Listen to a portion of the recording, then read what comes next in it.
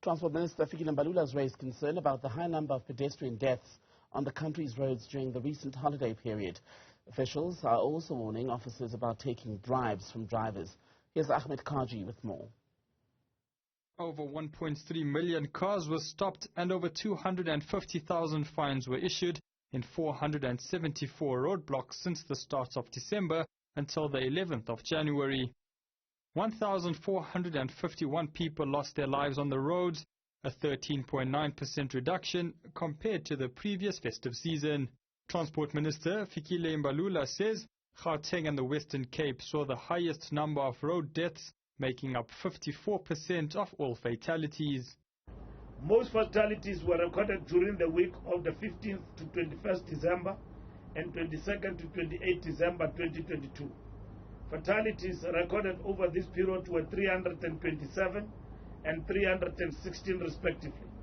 Pedestrian fatalities remain a major source of concern. Pedestrian fatalities significantly increased by 10% year on year, from 31% in the previous period to 41% in the current festive season. Simply put, out of every 100 road crash fatalities, 41 are pedestrians. In Gauteng and Western Cape, pedestrian fatalities constitute 54% of all fatalities, implying that or every 100 people that died from a road crash, 54 were pedestrians. Gauteng Community Safety MEC Faith Mazibuko says the justice system needs to play its part in prosecuting offenders. Majority of our people, they drink alcohol and they get into cars. And also the justice system, Minister, is also still not assisting us. Because through the Operation Ukai Malao, there's quite a lot of your breathalyzers that actually do take place. And we even know the times that they go and get drunk. Now we started in after tears. Get into the car, we are driving the car. These are some of the tendencies that we need to start educating our people that yes, go to a funeral, don't be drinking and getting behind the wheel. So we'll continuously intensify the Ukaimla operations. She also called out police officers and motorists who give and receive bribes. And our people must stop bribing our officers. They are trying to keep in choncho. If you can stop that, you'll reduce these challenges that we have. Our officers, Minister, you are driving above speed limit, what must column? Stop columning, because this columning is the one that is contributing to these problems that we are having.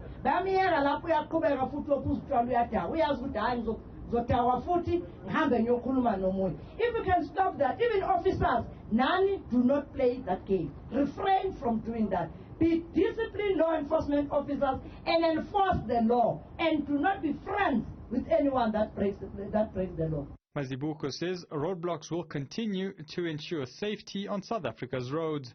For Newzroom Afrika on Channel 405, I'm Anele Kiet.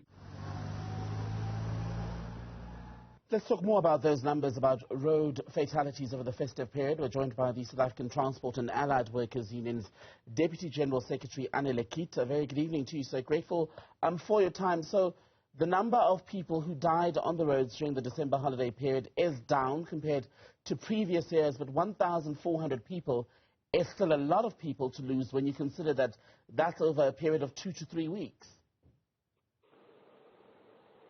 Good evening to you and your listeners, Stemile.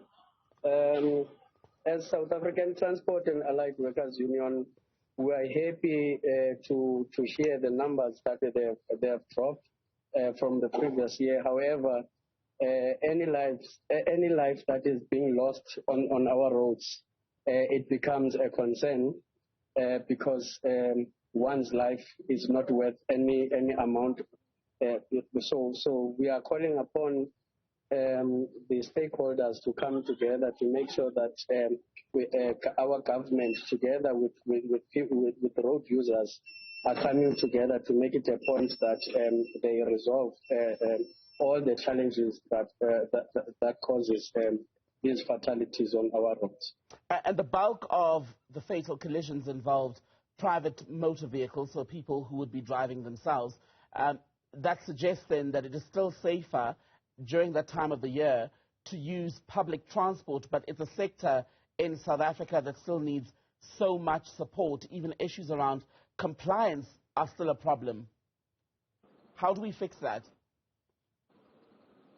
Of course, as a trade union, we strongly believe that a lot needs to be done in making sure that our public transport system is being improved, and of course it's in a good condition to be used by our people in the country.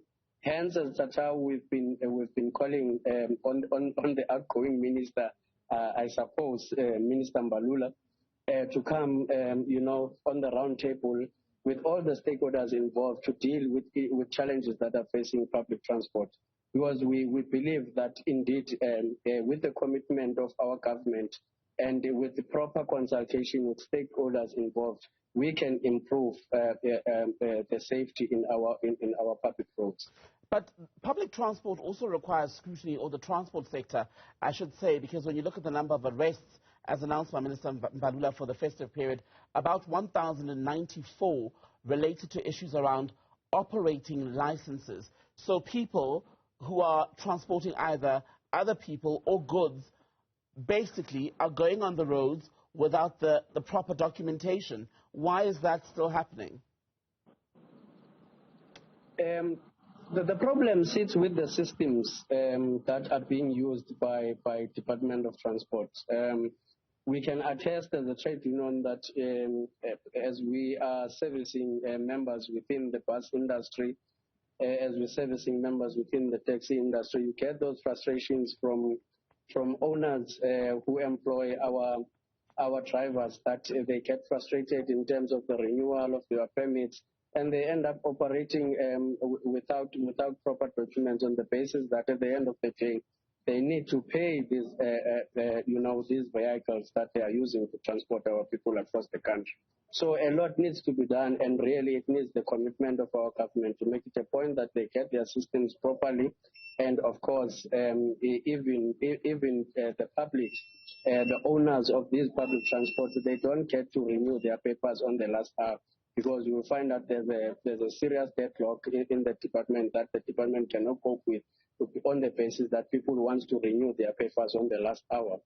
But is it really an excuse in some of the cases to say, well, because there are delays in getting proper documentation, therefore that's why I'm on a national road with however many people, or a certain degree or quality of goods, which may even in some cases pose a risk to people anyway?